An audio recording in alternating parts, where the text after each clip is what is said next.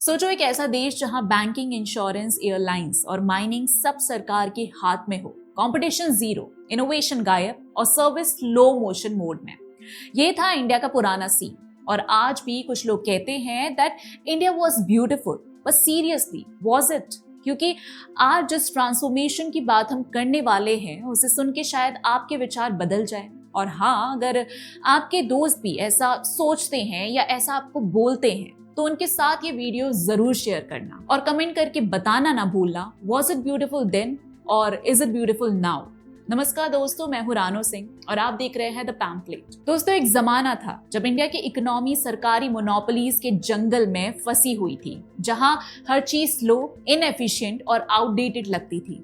लेकिन आज पिक्चर बदल चुकी है। मोदी सरकार के अंडर भारत ने एक बड़ा शिफ्ट किया है, स्टेट कंट्रोल से निकलकर प्राइवेट सेक्टर लेड ग्रोथ की तरफ। ये सिर्फ स्लोगन्स या पॉलिसी अनाउंसमेंट्स तक लिमिटेड नहीं है, बल्कि ग्राउंड पे दिख रहा है, चाहे वो इंफ्रास्ट्रक्चर प्रोजेक्ट्स हो, ओनरशिप लिबरलाइजेशन हो, डिफेंस प्रोक्योरमेंट रिफॉर्म्स हो या नए रेगुलेटरी फ्रेमवर्क्स। इस ट्रांजिशन का मेन रीजन है इनोवेशन को अनलॉक करना, एफिशिएंसी को बूस्ट करना और इंडिया को ग्लोबल कॉम्पिटिटिवनेस की रेस में आगे ले जाना। और इस शिफ्ट का सबसे क्लियर एग्जांपल मिलता है स्पेस टेक स्टार्टअप अनुकूल कॉस्मोस से। कंपनी ने रिसेंटली एक advance 3D printing facility commission की है जो एरोस्पेस और रॉकेट कंपोनेंट्स बनाने में गेम चेंजर साबित हो रही है। अब ये कंपोनेंट्स 1 मीटर तक की हाइट के इन हाउस प्रोड्यूस किए जा रहे हैं। पहले जो चीजें बनने में महीने लग जाते थे, वो अब सिर्फ कुछ दिनों में फ्लाइट रेडी डिलीवर हो जाती है। प्रोडक्शन कॉस्ट भी लगभग 50% तक कम हो गई है। सबसे बड़ी बात, उन्होंने एक इंडिजिनियस डी पाउडरिंग मशीन डिजाइन की है, जिससे पोस्ट प्रोसेसिंग के लिए इंपोर्ट डिपेंडेंसी खत्म हो गई है। ये एक डेवलपमेंट दिखाता है कि जब पॉलिसीज लिबरलाइज होती हैं और प्राइवेट प्लेयर्स को मौका मिलता है तो नतीजे होते हैं फास्टर इनोवेशन, कॉस्ट एफिशिएंसी और ग्लोबल कॉम्पिटिटिवनेस।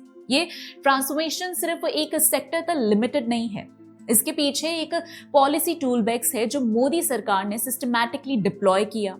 सबसे पहला स्टेप था ओनरशिप और एफडीआई रूल्स को लिबरलाइज करना। Higher FDI caps, faster approvals और नए ओनरशिप स्ट्रक्चर्स ने कैपिटल की प्रॉब्लम को काफी हद तक सॉल्व कर दिया, स्पेशली हाई कैपेक्स सेक्टर्स जैसे डिफेंस, इंश्योरेंस, स्पेस में। और दूसरा, टारगेटेड प्रोक्योरमेंट और sourcing reforms. Defence acquisition procedure ने clearly buy and make Indian को प्रायोरिटी दी, जिससे प्राइवेट मैन्युफैक्चरर्स के लिए एक प्रिडिक्टेबल डिमांड पाइपलाइन क्रिएट हुई। तीसरा, स्ट्रेटेजिक डिसइन्वेस्टमेंट और पीएसयू कमर्शलाइजेशन। एयर इंडिया को टाटा ग्रुप को बेचना हो या एलआईसी का स्टेक मार्केट में लाना, दोनों स्टेप्स ने प्राइवेट एफिशिएंसी और मार्केट डिसिप्लिन इंट्रोड्यूस किया। और चौथा, रेगुलेटरी मॉडर्नाइजेशन और क्लस्टर सपोर्ट। इंडिपेंडेंट रेगुलेटर्स जैसे TRAI, IRDAI या CERC को एम्पावर किया गया, मैन्युफैक्चरिंग क्लस्टर्स आइडेंटिफाई किए गए और एक predictable rule based system create हुआ, जिससे इन्वेस्टर रिस्क कम हुआ। इन सब पॉलिसीज का कंबाइंड इफेक्ट है प्राइवेट सेक्टर के लिए एक लेवल प्लेइंग फील्ड और लॉन्ग टर्म कॉन्फिडेंस क्रिएट होना। अब समझते हैं कि ये रिफॉर्म्स अलग अलग सेक्टर्स में ग्राउंड लेवल पर कैसे काम कर रहे हैं। डिफेंस सेक्टर से शुरू करते हैं। पहले एंट्री इतनी कॉम्प्लेक्स थी कि प्राइवेट कंपनीज को दूर रखा जाता था, लेकिन DAP और DPP रिफॉर्म्स ने लाइसेंसिंग और प्रोक्योरमेंट रूल्स सिंप्लीफाई कर दिए। आज टाटा एंड L&T, महिंद्रा जैसे प्राइवेट जायंट्स एरोस्पेस और नवल शिप बिल्डिंग में एक्टिवली काम कर रहे हैं। इससे एक पूरा इकोसिस्टम ग्रो हुआ है। MSME सप्लायर्स बन रहे हैं, हाई वैल्यू कैपेबिलिटीज जैसे कंपोजिट्स, एवियोनिक्स और प्रिसिशन गियरिंग डेवलप हो रहे हैं। इंश्योरेंस सेक्टर की तरफ देखें, पहले फॉरेन इन्वेस्टमेंट का लिमिट सिर्फ 49% था, जो अब 74% तक रेज हुआ है और कुछ सेगमेंट्स में 100% प्रपोजल्स भी डिस्कस हो रहे हैं। रिजल्ट्स, मार्केट में नए इंश्योरेंस प्रोडक्ट्स आए जैसे पैरामेट्रिक और माइक्रो इंश्योरेंस और डिजिटल डिस्ट्रीब्यूशन मॉडल्स ने ज्यादा लोगों तक रीच बनाई। एक्चुअरियल प्रैक्टिसेस इंप्रूव हुई और पेनिट्रेशन उन सेगमेंट्स में हुई जो पहले अंडर इंश्योर्ड थे। अब आते हैं बैंकिंग और फाइनेंशियल सर्विसेज पर। यहाँ प्राइवेट बैंक्स और फिनटेक्स ने पूरा लैंडस्केप बदल दिया। डिजिटल पेमेंट्स का बूम आज सबके सामने है। यूपीआई और नए पेमेंट रेल्स ने ट्रांजैक्शन कॉस्ट कम किए, एफिशिएंसी बढ़ाई और कस्टमर एक्सपीरियंस सिंप्लीफाई किया।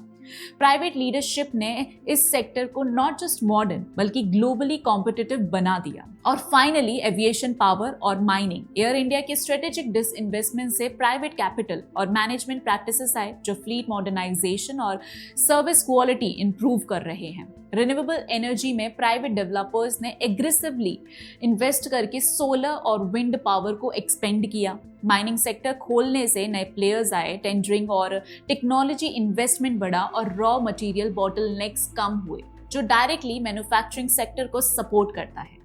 ये स्नैपशॉट्स क्लियरली दिखाते हैं कि रिफॉर्म का इफेक्ट सिर्फ पॉलिसी पेपर तक लिमिटेड नहीं है, ग्राउंड पर एक न्यू ग्रोथ साइकिल क्रिएट हो रहा है। अब दोस्तों थोड़ा पीछे मुड़कर देखते हैं, जब इंडिया की इकोनॉमी कांग्रेस के नेशनलाइजेशन के बूट के नीचे दबा दी गई थी। 1950 से 1970s तक एक के बाद एक सेक्टर सरकार ने अपने कब्जे में ले लिया था। इंश्योरेंस सेक्टर 1956 में, एयरलाइंस 1953 में, बैंकिंग 1969 में, कोल 1973 में। नाम दिया गया था सेल्फ रिलायंस, पर असल में क्या हुआ? बैंक्स को पॉलिटिशियन की लेंडिंग डिक्टेट ने बर्बाद कर दिया। पॉलिटिकल प्रेशर में दिए गए रेकलेस लोन्स ने एनपीएस का ढेर लगा दिया, जिसने फाइनेंशियल सिस्टम की कमर तोड़ दी। कोल सेक्टर एक ही मोनोपोली कोल इंडिया के पास था और उसके नतीजे सबने भुगते। क्रॉनिक शॉर्टेजेस और ब्लैकआउट्स जिससे पूरी इंडस्ट्री स्टॉल हो गई।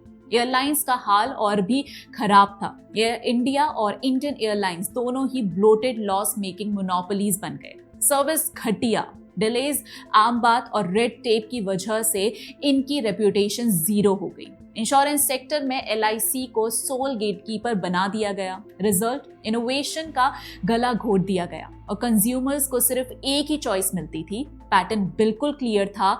स्टेट डोमिनेंस का मतलब इनएफिशिएंसी, सब्सिडीज पे जिंदा रहना, कंपटीशन जीरो और पब्लिक को घटिया सर्विस देना। इस नेशनलाइजेशन मॉडल ने देश की इकोनॉमी को डिकेड्स तक बैकवर्ड बनाए रखा, जबकि बाकी Asian countries private led growth से ग्लोबल स्टेज पर आगे निकल गई। और अब देखिए मोदी एरा का वर्चुअस साइकिल, जहां स्टेट कंट्रोल के बेचैन दिन खत्म होकर एक नया प्राइवेट लेड ग्रोथ मॉडल बना। सबसे पहला प्रूफ है foreign direct investment. Financial year 2024 से 2025 में इंडिया ने रिकॉर्ड $81.0 बिलियन एफडीआई अट्रैक्ट किया, जो 14% ईयर ऑफ ईयर ग्रोथ है। इसने इंडिया को दुनिया के टॉप 3 इन्वेस्टमेंट हब में ला खड़ा किया और इन्फ्लो सर्विसेज, मैन्युफैक्चरिंग और टेक्नोलॉजी जैसे कोर सेक्टर्स में फोकस्ड रहे। दूसरा, डिजिटल पेमेंट्स रेवोल्यूशन। आज इंडिया दुनिया का सबसे बड़ा डिजिटल पेमेंट मार्केट बन चुका है। सिर्फ फाइनेंशियल ईयर 2024-2025 में यूपीआई ने 18,587 करोड़ ट्रांजैक्शंस प्रोसेस की, जो रिटेल पेमेंट्स का 84% हिस्सा है। मतलब ट्रांजैक्शंस अब फास्ट, चीप और सबके लिए एक्सेसिबल है। तीसरा, डिफेंस एक्सपोर्ट्स। जो सेक्टर पहले इंपोर्ट्स पे डिपेंड करता था, उसने फाइनेंशियल ईयर 2024-2025 में 23,622 करोड़ के डिफेंस एक्सपोर्ट्स किए, जो 2014 की लेवल से 12 गुना ज्यादा है। इंडिया अब 100+ कंट्रीज को डिफेंस इक्विपमेंट एक्सपोर्ट कर रहा है। चौथा, जीएसटी रिफॉर्म्स। नए जीएसटी स्ट्रक्चर ने कंप्लायंस कॉस्ट कम किए और रेट्स रैशनलाइज किए। आज 99% एसेंशियल सिर्फ 5% टैक्स स्लैब में है, जिससे बिजनेसेस और कंज्यूमर्स को हर साल लगभग 1.2 लाख करोड़ की सेविंग होगी। ये सब रिफॉर्म्स का कंबाइंड इफेक्ट है। Productivity boost, competition unleash, private led growth और डायरेक्ट कंज्यूमर बेनिफिट्स। यही है वो वर्चुअस साइकिल जो इंडिया को एक नई इकोनॉमिक ट्रेजेक्टरी पर ले जा रहा है। और सबसे मजेदार बात यह है कि ये रिफॉर्म स्टोरी सिर्फ मोदी सरकार का पॉलिटिकल जुमला नहीं है, इसको दुनिया के टॉप इकोनॉमिस्ट और इंस्टीट्यूशंस ने भी स्टील ऑफ अप्रूवल दिया है। इकोनॉमिस्ट जगदीश भागवती सीधा बोलते हैं, इंडिया ने जब लाइसेंस राज का बूट उठाया और स्वाइप अवे किया, तभी असली कंपटीशन अनलीश हुआ। मतलब जो कांग्रेस ने डिकेड्स तक जनता को लाइसेंस परमिट राज के दलदल में अटका के रखा था, उससे निकालने का काम मोदी एरा रिफॉर्म्स ने किया। दूसरे बड़े इकोनॉमिस्ट टीएन श्रीनिवासन का कहना है कि अब इंडिया कंपटीशन, टेक्नोलॉजी और स्केल के थ्रू प्रोडक्टिविटी गेन्स पुश कर रहा है। मतलब जो काम पहले सिर्फ पेपर पे होता था, अब वो फैक्ट्रीज, फिनटेक, एप्स और एक्सपोर्ट डेटा में दिख रहा है। ये एंडोर्समेंट एक सिंपल मैसेज देते हैं, इंडिया की रिफॉर्म स्टोरी सॉलिड है, सस्टेनेबल है और अब ग्लोबल स्टेज पे बेंचमार्क बना रहा है। बाकी जो कांग्रेस ने बनाया था वो सिर्फ एक केस स्टडी है इनएफिशिएंसी की। पहले के जमाने में कांग्रेस एरा का सीन ही अलग था। कोल शॉर्टेजेस की वजह से पावर प्लांट्स बंद हो जाते थे। एयर इंडिया हर साल लॉस का बोरिया बिस्तर बांध के बैठ जाती थी। पीएसयू बैंक्स को टैक्सपेयर्स के पैसे से बार बार बेल आउट करना पड़ता था और एलआईसी मोनोपोली ने मार्केट को इनोवेशन से वंचित कर रखा था। मतलब इकोनॉमी एक ऐसे विशियस साइकिल में फंसी हुई थी जहां state control plus inefficiency is equal to breakdown. लेकिन आज मोदी एरा में पिक्चर उलट गई है। इंडिया एफडीआई इनफ्लोज में ग्लोबल लीडर है। यूपीआई ने पूरा पेमेंट सिस्टम को रिवोल्यूशनाइज कर दिया है। हम डिफेंस एक्सपोर्ट कर रहे हैं जहां पहले इंपोर्ट्स पे रो रहे थे, और जीएसटी जैसे रिफॉर्म्स ने कॉमन मैन को रियल सेविंग्स दिए हैं। ये एक ऐसा वर्चुअस साइकिल है जिसमें प्राइवेट पार्टिसिपेशन और इनोवेशन देश की ग्रोथ को टर्बो चार्ज कर रही है। सिंपल शब्दों में बोलें तो जो कभी देश पे बोझ था वही आज हमारी स्ट्रेंथ बन चुका है। अब बारी आपकी है दोस्तों, आपको क्या लगता है? कमेंट सेक्शन में जरूर बताइएगा, और वीडियो पसंद आई हो तो लाइक, शेयर और चैनल को सब्सक्राइब करना मत भूलिएगा। इसी के साथ मिलते हैं अगली वीडियो में, तब तक के लिए जय हिंद।